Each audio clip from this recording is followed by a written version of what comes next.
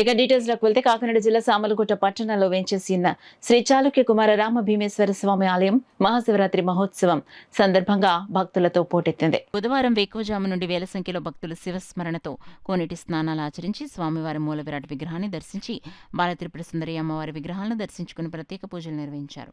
అదేవిధంగా జిల్లా కలెక్టర్ సన్మోహన్ బుధవారం మధ్యాహ్నం 1 గంటకు ఎటువంటి ఆర్భాటం లేకుండా సామాన్యుడి వలె స్వామివారిని దర్శించి ఆలయ కార్యనిర్వహణాధికారి బి నీలకంఠం ఇతర సిబ్బంది ఆలయంలో భక్తుల కొరకు చేసిన ఏర్పాట్ల గురించి అడిగి తెలుసుకున్నారు. దేశంలో నలుమూలల నుండి వేల సంఖ్యలో భక్తులు రావడంతో ఆలయ సిబ్బంది దాతలు తెల్లవారుజాము నుండి అల్పాహారం, మధ్యాహ్నం అన్నప్రసాదం, చిన్నపిల్లలకు పాలు వంటివి అన్ని ఏర్పాట్లు చేశారు. జిల్లా ఎస్పీ బిందుమాధవ్ ఆదేశాలతో డీఎస్పీ శ్రీహరిరాజు సూచనల మేరకు సామర్లకోట సీఐ కృష్ణ భగవాన్ ఆధ్వర్యంలో ఎటువంటి అవాంఛనీయ సంఘటనలు జరగకుండా అన్ని భద్రతా ఏర్పాట్లు చేశారు.